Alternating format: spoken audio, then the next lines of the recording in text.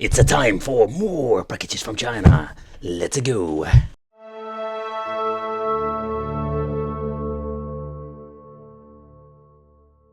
PC, because we can do all kinds of cool stuff when it comes to, let's say, putting this in, let's say, a different arcade machine or build yourself a compact design, because this thing is tiny, but it is quite a powerhouse when it comes for emulation itself.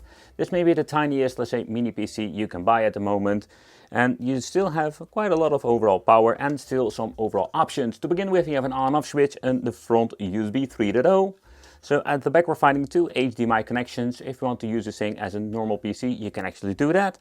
Input for the power supply, a headphone jack out, RJ45, another USB port, and at the side we're going to be finding an SD card. So that's kind of cool if you want to use emulation and Batocera. We can even put here an SD card and boot from there. So it gives us a little bit of extra options. In today's video we're going to be using this mini PC as an, let's say, emulation machine, and we can do so many cool things when it comes to Windows. However, we have in here the power supply. This is just a 12-volt power supply with an USB-C connector. So to give you an idea, this thing is 3000 milliamp. So then having the manual. And take note there are different versions out there when it comes to this mini PC. We have like the 5000 series Intel, but also the N100. Where the N100 is going to be way more expensive. And then we're having the HDMI cable, only one of them. But how can we actually play retro games through this mini PC? There are many different ways, but in this video I just wanted to showcase three of them. So first of all, we're having over here the hard drive that we can plug into the back over here, and we can just plug it in 3.0 port, and I will always recommend doing that because of the speed of the port and of course the connectivity of the hard drive. So this is Launchbox that we're going to be needing Windows for. We're not going to be actually using this because I don't want to use the Windows at all. No, what we're going to be doing is the Batocera. And with Batocera we do have different options. You also get yourself like a USB drive that you can just plug in there. But in this case we do have two options. So what is interesting with this mini PC, we can use an SD card. This SD card is going to be in a very cool plug and play way. You can just plug it in, boot it from there through the BIOS, and we can actually have an emulation beast with just an SD card. However, if you're going to be needing a lot of space, this is not going to be a convenient way. That's the reason why I'm going to be choosing this hard drive.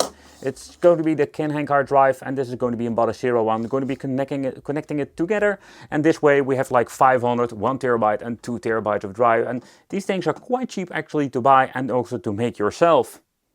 The first thing that we're going to be needing to do is powering on and figuring out which one is going to be getting us in the BIOS. I'm just slapping every kind of button because I have no clue at this point which one. Ah, there we go.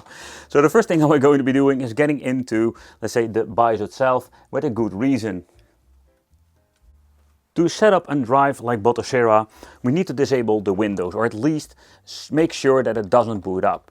So when it comes to this, you have like boot priorities. In boot priorities, I'm going to be setting up the USB thumb drive, or in this case, the hard drive, as number 1. Another thing you can also check for, make it sure to actually have like a right boot up, is going to secure boot, because this also gives problems. So set the secure boot to disabled if possible. You're going to be needing this for having certain Windows. But for this point, you're just going to be using the boot, as you can see over here. So it has been set to the USB 3.0. That's it. Save changes, exit, reboot the device, and if everything is like it's supposed to be, it will boot up into the Batocera. And there we go. It will take up a little bit of a time to get into the boot itself, but then after a short time period it's going to be booting up. If you do have problems with booting up, make sure that you do have the right version of Batocera installed. Did notice that some of the drive or images are a little bit too old when it comes for certain chipsets, when it comes to Intel or AMD Ryzen. And after a couple of times I managed to get this thing to boot up. So one of the things I also do sometimes, if you don't want to use Windows at all, just disable it or remove the SD card. Loading can take a little bit of time simply because of the different sizes of hard drives and what kind of stuff you actually added to them. And you can just see when booting up, and will showcase all of the different systems that have been set up at this point. And I'm going to be doing a quick overview, particularly when it comes to, let's say, the higher end stuff, because that's going to be interesting, trying to see if we can upscale it. Going to be removing the keyboard from now because I'm not going to be needing it. It will automatically boot into the hard drive. Going to be plugging in the Xbox 360 controller because this is just an X-input controller, and there are a couple of different ones out there for ABIDO and stuff like that, but these things are absolutely amazing, and if it does work, you can just very easily configure it if you want to. The device has been booted up, and let's go into the settings and showcase what you can actually see and do over here. So with information, I'm going to be giving you a quick overview of the specs of the device. So let's do a little bit of a nerdy mode when it comes to, let's say, the mini PC we're using. So the downside to these tiny compact devices, like 60 Celsius already, and I'm not going to be doing anything at this point. So when it comes to the available memory, we're having 8 GB, a single channel. So I have an OpenGL 4.6, and we have the Intel Celeron N5105 running on 2 GHz. That has actually a CPU number of 4. And yeah, the max frequency is 6900 MHz and OpenGL ES 2.0. So having the Ultra HD graphics from Intel. So when it comes to specs, this is not like a fancy, like super fancy device. But when it comes to this, I just wanted to see how far we can push it and what can we actually play with this. Because when it comes to these mini PCs, even the old ones and this chip, we do have some overall nice performance, and particularly when it comes to upscaling. So let's start off with some 3DO, and the reason why is because this is a system that doesn't run on the game sticks. Even if it's on the game stick or a game box, we do have a lot of problems with this. And with such a cheap mini PC, you can just actually see that we can enjoy ourselves some Return Fire and some other classics, and that's absolutely awesome if you ask me. I have like a minor stutter over there, but nothing very awful. 50 frames per second, only had explosions, kind of weird.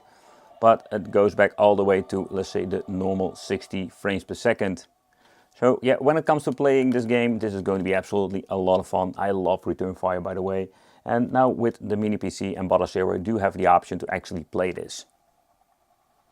It's amazing, mamma mia. Yes. Get to the chopper, get to it now. Woohoo! Is everything mapped up? Yep, everything is mapped. Hahaha. But let's get into something more of a challenge with Atomic Wave. So when it comes to this particular game, you do have a lot of problems with those cheaper game boxes.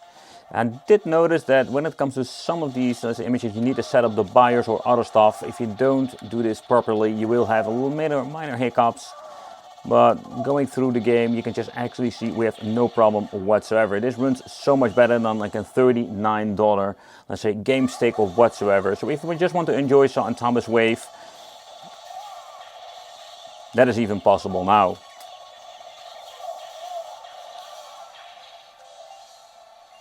I just wanted to see how far we can push on Sega Dreamcast with the Dead Alive 2 test. And you can see with 720p, it's going to be pushing this thing to the limit. I did some, let's say, frame drops, notice it in the beginning, but now it's having quite a stable 60 FPS.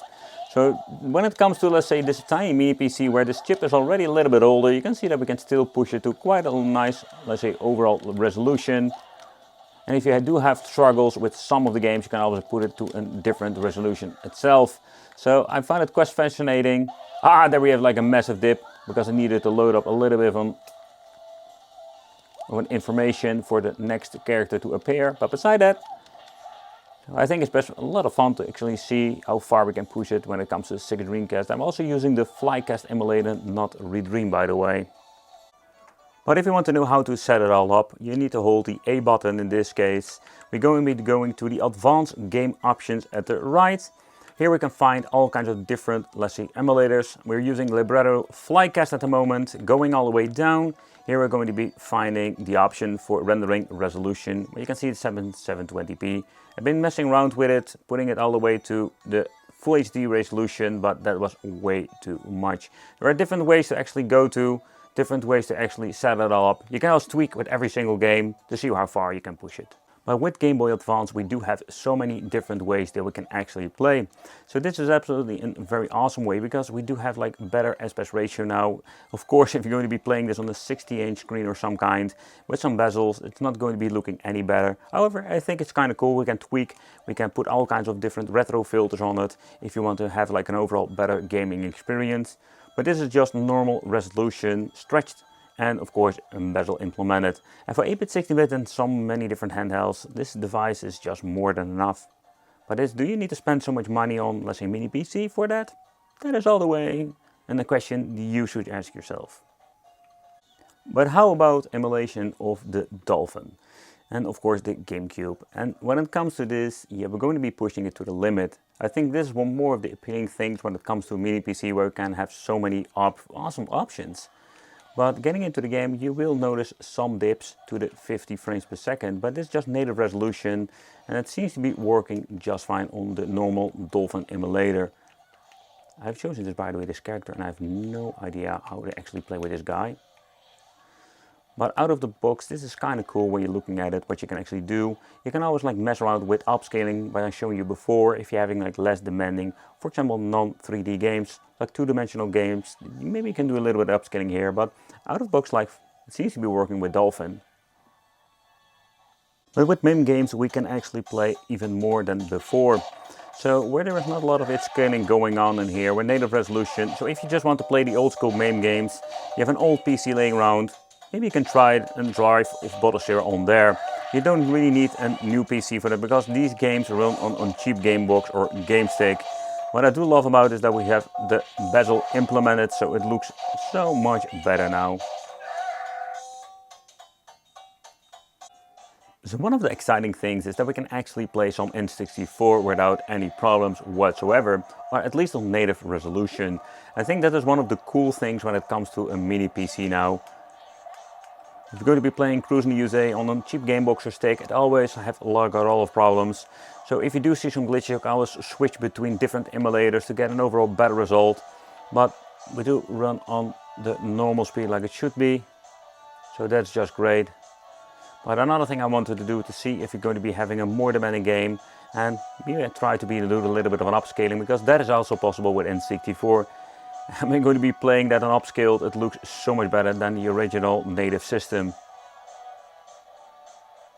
So where we know that it runs perfectly on native resolution, just wanted to see how far we can push it. Having now 720p enabled with some N64.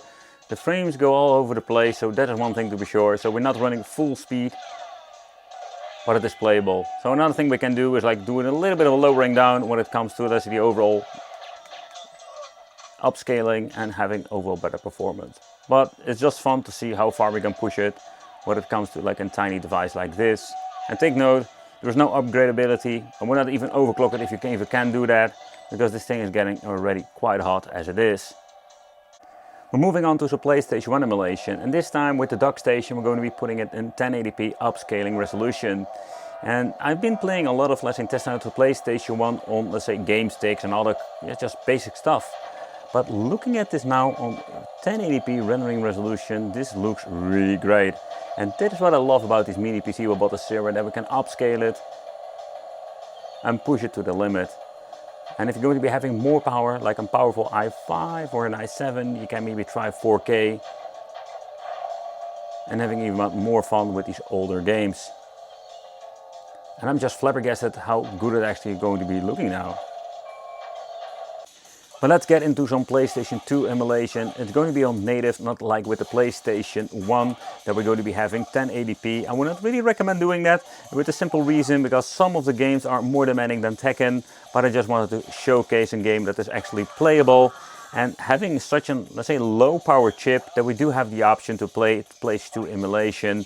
And of course, if you're going to be spending a little bit more money or searching for an older mini PC with an i5 or i7 in it, you maybe have the option to do a little bit of an upscaling. But beside that, it's kind of cool that we do have the option for playing some PlayStation 2 with a minor hiccup.